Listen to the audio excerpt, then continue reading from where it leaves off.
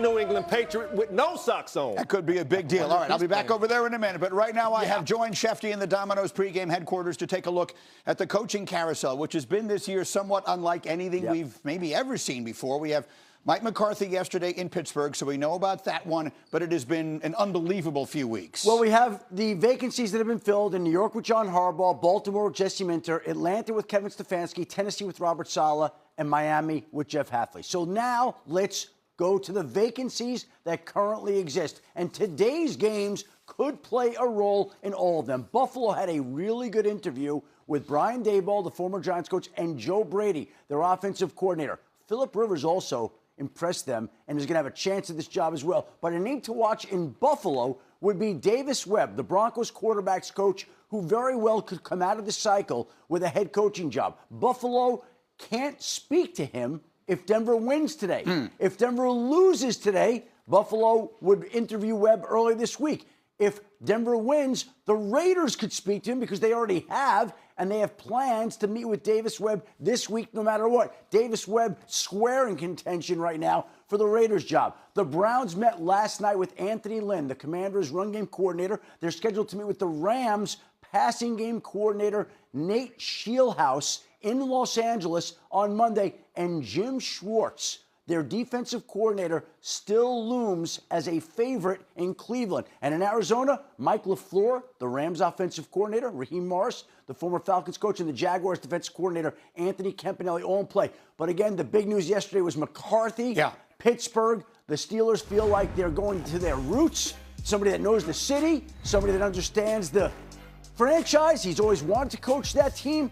And, of course, that now opens up a whole slew of possibilities at quarterback. They believe McCarthy can work with Mason Rudolph and Will Howard. But the real question is, can he help lure back Aaron Rodgers? They didn't hire him to get back Rodgers, but it certainly doesn't hurt to have him as the Steelers head coach. McCarthy, you know the story already. 18 years head coaching experience, 13 in Green Bay, 5 in Dallas. Led the Packers to a win, ironically, against the Steelers in the Super Bowl with Rodgers as his quarterback. Overall, McCarthy and Rodgers won 107 games together, which is 9th amongst coach QB duos in the Super Bowl era. Interesting little note, Mike McCarthy at 62 is the oldest person ever to coach the Steelers. Not only at the time of their hiring. I mean, no one ever got to be 62 while coaching the Steelers. It's completely opposite what they have normally done in the past. And Schefter brought up the Aaron Rodgers of it all. Hard to imagine that the Pittsburgh Steelers, find themselves in a position where they are that desperate at the quarterback position, but they really may be. Yeah, if that's the only place that they're going to go, I think it is a little bit desperate. Do you want to bring Aaron back for 1 year and give it another go with McCarthy? I mean, you can do that, but I mean, there was a lot of struggles this year. I mean, we're trying to win championships in Pittsburgh, I would assume. I would love to see McCarthy, along with Aaron Rodgers, another quarterback there that is somewhat the future. I mean, we got to find a good quarterback in Pittsburgh that's going to be good down the road. And I really think that's what this hire is about. Listen, I know it's not like sexy or exciting maybe for Steelers fans out there, but the problem is, first off, there's 10 openings, right? Like, there were no Ben Johnsons this year, and if you're the Pittsburgh Steelers, you were probably down on this list. But I think Mike McCarthy was brought in not for Aaron, but it's just to find the next quarterback. This is a team that has been struggling to find an answer at quarterback since Big Ben, right? And if there's one thing that Mike McCarthy does well, I played for the man, he knows quarterbacking, right? This guy has coached some of the greatest of all time. I think it's about bringing in a guy that can find the next long-term answer and help develop him, right? This is the strength of Mike, I think, is offensively and really, again, knowing good quarterback play and developing it. Everywhere Mike McCarthy has been, the offensive production has always skyrocketed. When you go back to when he was with Dallas, CeeDee Lamb, Dak Prescott, their best season was with Mike McCarthy as the play caller. But back to this Aaron Rodgers thing. I don't know the future if Aaron Rodgers is coming back or not. But Aaron Rodgers and Mike McCarthy. Aaron Rodgers was 2-time MVP with Mike McCarthy as his head coach and play caller. So one more year, I don't know what Aaron Rodgers has left in the tank, but one more try to go with Mike McCarthy, because one thing about Pittsburgh, their offense stinks and it needs a lot of help. Well, you know, there's an old saying, the future is a whole string of now, so we're going to find out here. But I look at this. McCarthy, I think, is a terrific offensive guy. But Pittsburgh, and he knows, growing up in Pittsburgh, what's Pittsburgh all about? It's about that defense. I think it's going to be interesting to see who he hires as his defensive coordinator and what kind of system they implement in there. That, to me, is going to be interesting.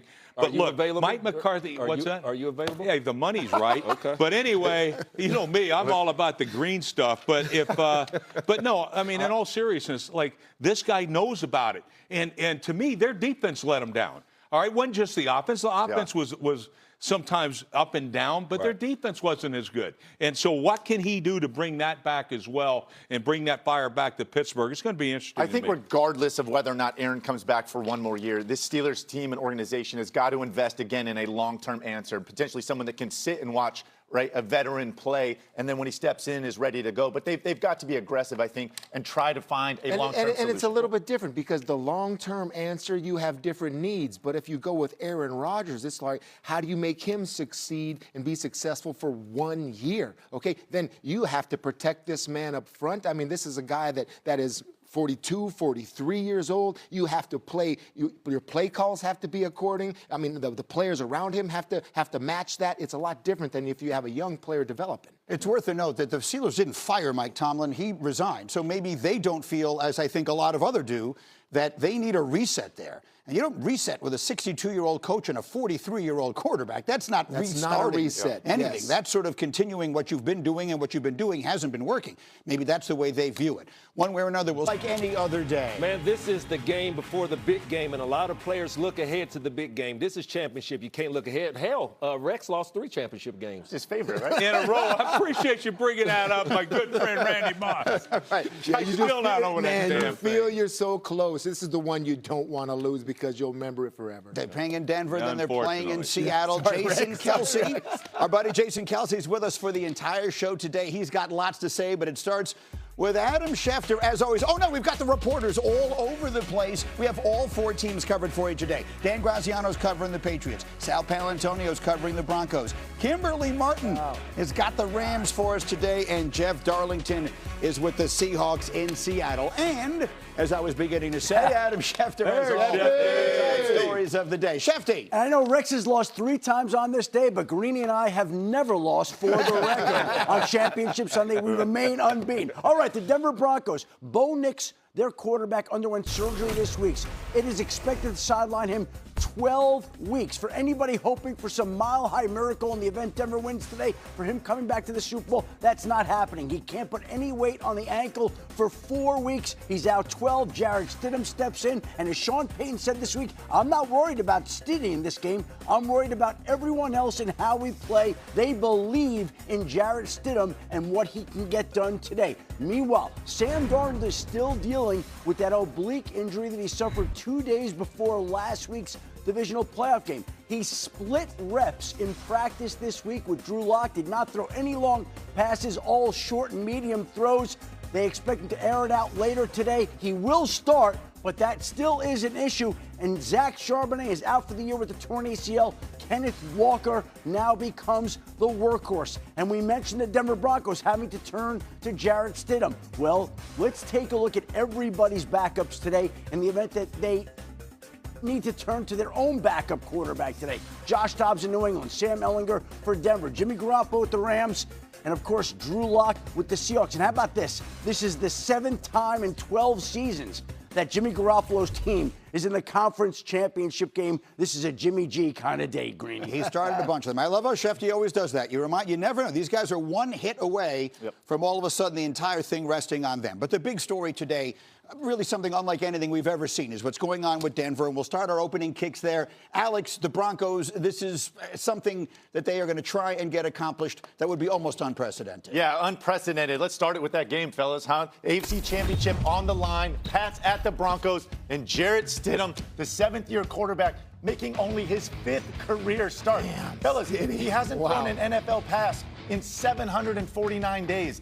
Is that good? I'm not sure. Listen, it is his 3rd year in the system, though, with Sean Payton. And listen, don't expect the game plan to change. Sean Payton will keep his foot on the gas. We'll see if this young QB can handle it. And guess what? There's just a small challenge on the other side of the ball. Patriots defense giving up less than 10 points a game in these playoffs. Oh, yeah, and have 6 takeaways. Can't wait to see it, Stiddy. Come on. Man, you done showed Stidham. Well, how about me showing Drake May. One thing about Drake May, last week your pass catchers came through for you. You see Booty right there with the one-handed catch.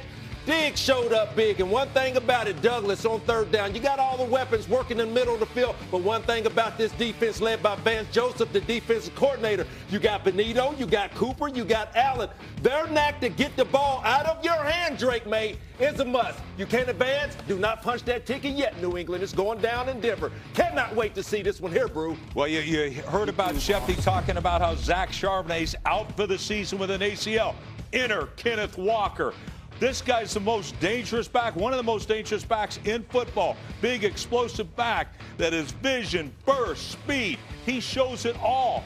Last week, he set a career high, tied a career high, 3 touchdowns. This guy just needs more opportunity. Yes. Charbonnet, disappointed that he's out, but this guy is more than capable of getting it done in Seattle. I'm with you, Rex. So the Los Angeles Rams, what's it going to be? Let's stop the run so we put the game in Sam Darnold's hands. Poona Ford, nose tackle, is going to be a big part of it. You see the athletic ability, the range of the nose tackle, defensive tackle, to make it from sideline to sideline against zone runs, to take on blocks like this. He knows what it's like to tackle running backs. He knows what it's like to be tackled as a running back, because he was in high school. You see Poona Ford right here. Nobody wants some of this big man. This is how athletic he is, running people over. You see about a 300-pound man coming at you in high school, Rex. I'm turning it down too. Boom, boom, boom.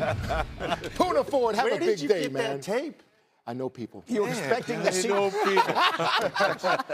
Seahawks and Rams have played 57 games against each other. In those 57 games, you add up their combined total, the Seahawks have outscored them by 1 point in 57 games. 57 games. That's 1 how point. dead Rex even has seen all of them. These two teams have been. I have. Rex goes back to its inception. I go back you guys to the know this lefties. fella. Good going.